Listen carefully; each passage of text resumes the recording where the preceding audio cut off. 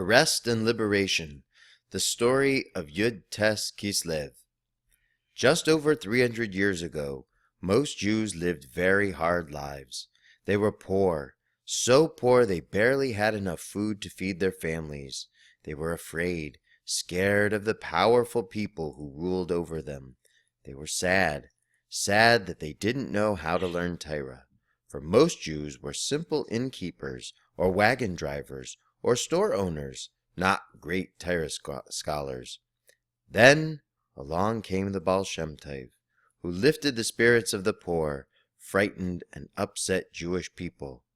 Yidden, he told them, you are precious to Hashem. When you serve him with joy, you can accomplish great things. What wonderful news! Even a Jew who only knew a little bit of davening in Tehillim suddenly felt happy and excited about doing mitzvahs. But some great Torah scholars were worried. Did simple Jews now think that Torah learning wasn't important? Would they lose their respect for the great rabbis and teachers who studied Torah day and night? Would these new ideas be good or bad for the Jewish people? As the Baal Shem Tov's ideas passed down to the Maggid of Mezrich and on to the Alter Rebbe, more and more people could see that they were very, very good. But some people called misnagdim, which means opponents, didn't want to give it a chance. They felt that any change was bad and dangerous. They felt that followers of the Alter Rebbe, called Hasidim, the pious ones, and the Rebbe himself, had to be stopped. A fierce battle started against Hasidim. The battle was at the beginning, just in the form of sharp words and threats between the Misnagdim and Hasidim. It had nothing to do with the governments of the countries in which they lived. When the Alter Rebbe was a young man, he and Reb Mendel of Vitebsk, who were two famous Hasidim of the Maggid, wanted to end this disagreement. They tried to meet the Vilna Gaon, a very learned Torah scholar who was the leader of the Misnagdim. They wanted to explain the teachings of Hasidus to him and show him how wonderful it is, but the Gaon wouldn't meet with them. The Misnagdim felt that the Alter Rebbe and his teachings of Hasidus should be stopped. They felt he'd be better off in jail than leading his Hasidim. So the Misnagdim told the Russian government bad things about the Alter Rebbe that weren't even true. The Russian government believed all the bad things they heard about the Alter Rebbe. During Chol HaMoed Sukkos, an officer and a group of armed soldiers arrived in Liozna. They had orders to arrest the Alter Rebbe and to take him to jail in Petersburg.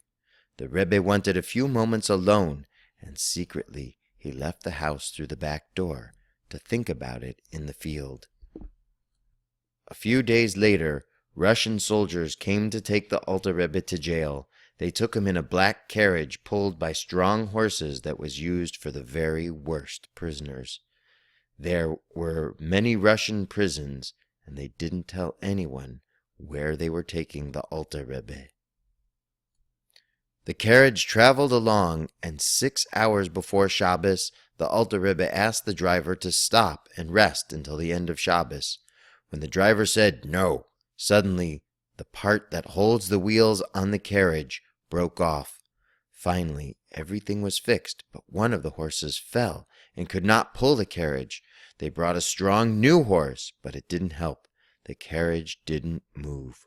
The driver realized that the prisoner was a special person. When the Alter Rebbe told him to pull off the road, he did. The Alter Rebbe spent that Shabbos in the field.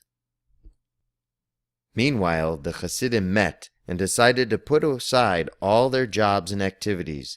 They would work day and night to free the Alter Rebbe from jail, so he would be back with them, teaching Hasidus again. One of the Hasidim brought the sad news about the Alter Rebbe going to jail to Rabbi Levi Yitzchak of Berdichev. Rabbi Levi Yitzchak of Berdichev was a big tzaddik and chassid. He davened and said Tehillim for the Alter Rebbe to be freed. While the Alter Rebbe was in jail, the soldiers were amazed at his greatness. They had never met anyone like him before. One of the Russian soldiers even asked him questions about the Torah. One of the questions was, "Why did Hashem ask Adam, 'Where are you?' Doesn't Hashem know everything?"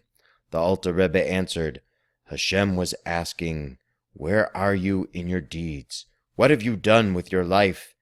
And he wasn't just asking Adam. Hashem was asking every person." The Russian soldiers were also shocked that the Alter Rebbe knew exactly what time it was, even when they tried to confuse him in a dark room of the jail. The Tsar, king of Russia, heard so much about the Alter Rebbe's greatness that he wanted to meet the Rebbe himself. The Tsar dressed like a regular person and was surprised that the Alter Rebbe could tell that he was the king. The Alter Rebbe's teachers had passed away, but they came to visit him while he was in jail.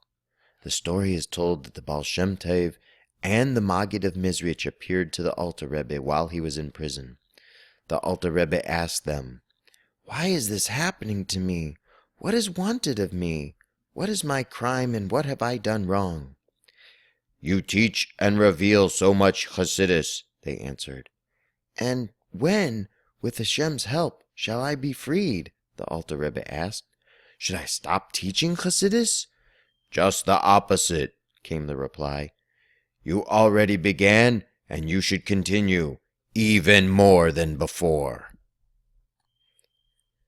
The Alter Rebbe asked a soldier to tell his family that he was alive and hopeful that he would soon be free.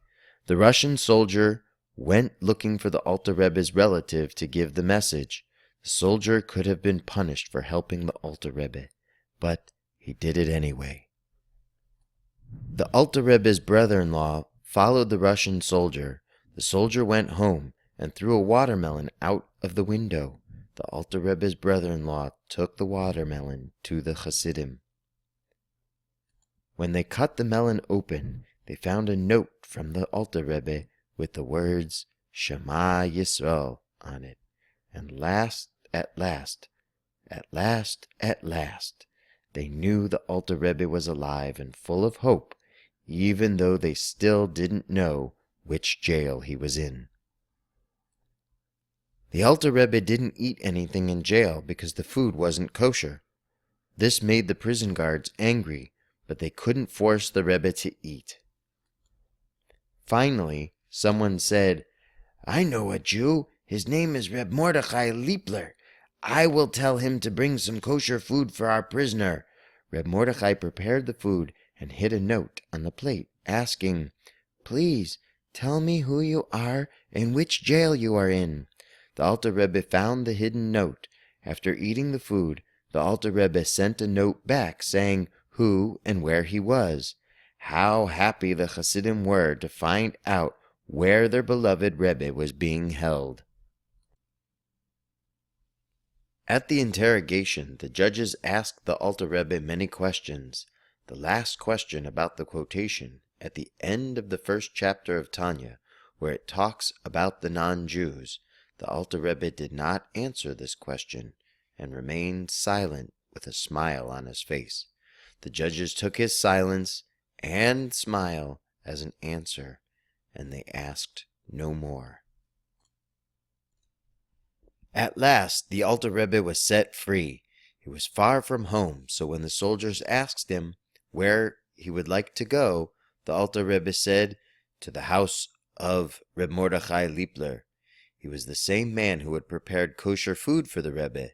By mistake, the soldiers brought the Rebbe to Reb Mordechai's neighbor, a big misnagid. He was surprised to see the Alter Rebbe out of jail. He respectfully served the Rebbe tea. Then he tried to convince the Rebbe to take back his teachings and any changes he had made.